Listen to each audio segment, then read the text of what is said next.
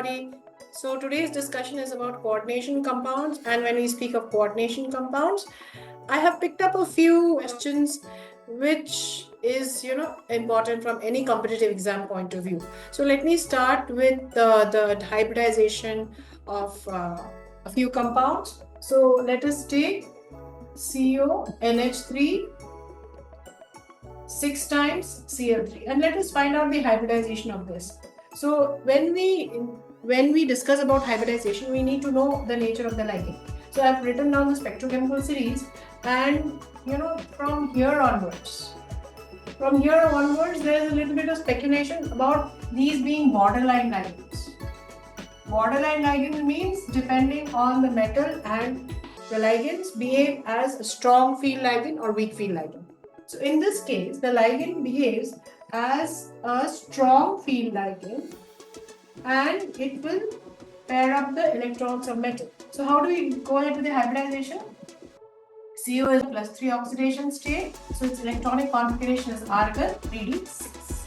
So let us draw these hybrid orbitals. We have 3d, we have 6.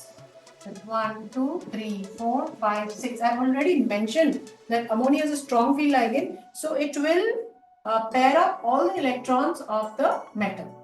Okay, so our 3D is filled. Now let us take the help of the other 2D orbitals which are available.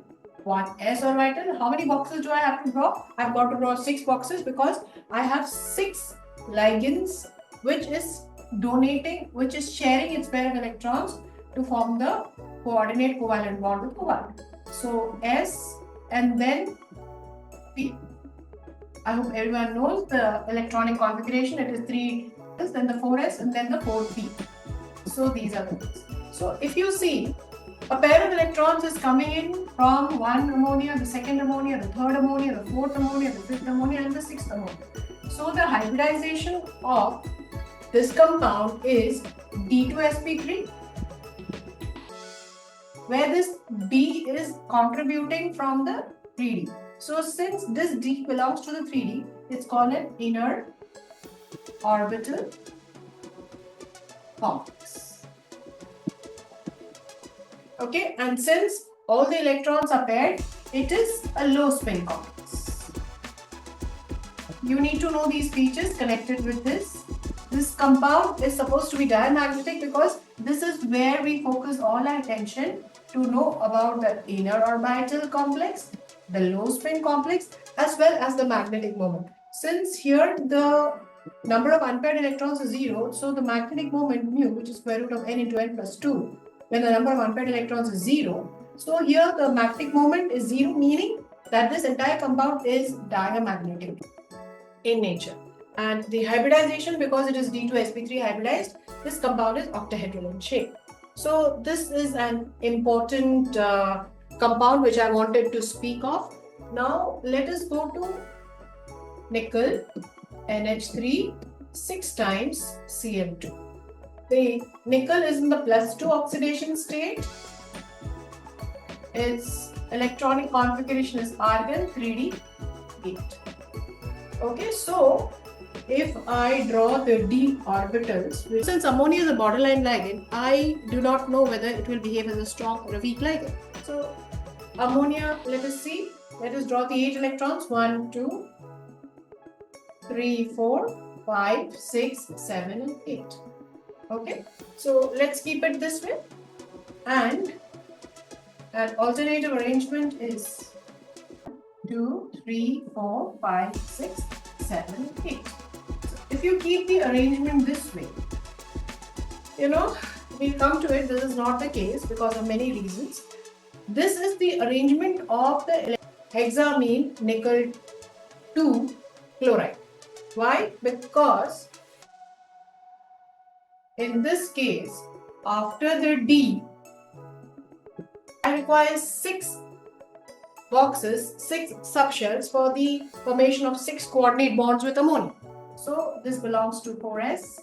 Then we have 4P where we have 3 boxes. So I'm done with only 4 boxes where I could put in 4 ligands. So I require 2 more. So I have to take the 4D. This D belongs to 4D because nickel has ligands 4D, which is used for occupancy of the electrons, pair of electrons from ammonia. So in this case, the hybridization would be sp3d2, which is unlike cobalt complex where the hybridization was d2sp3. So here ammonia has to form, ammonia is behaving like a weak field ligand. That means it is allowing the electrons to remain unpaired in the 3D subshell. So this is a unique feature of amine complex, aqua complex. So you have to remember that this hybridization does not fit the scheme. We don't have any hybridization like if you use up this, if you take ammonia as a strong field ligand. So the hybridization would be DsP3D. So we have using the ammonia for using the ammonia ligands for the entry of the electrons to form a coordinate bond. So hybridization does not exist. So we know that ammonia has to behave as a weak field ligand where it will allow the electrons to remain unpaired. Okay. So in this case, we say that this is an outer orbital complex.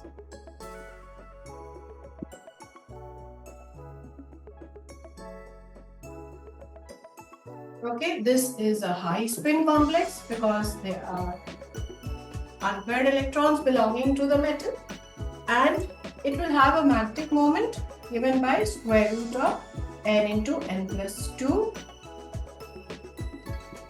where the number of unpaired electrons is 2 into 2 plus 2. Alright, so this will be approximately 2.8 more. So do remember these features. I've given you a trick just to find out whether this will be appropriate, complexes will have appropriate hybridization or not, because we have these sp, sp2, sp3, dsp2, sp3d2, d2sp3. So we haven't heard of a feature like that. So obviously you would understand that if you wouldn't know the weak field and the strong field ligand also, then also you would be able to come to this conclusion using this simple logic. Okay, thank you for watching and do stay tuned to get more of these updates.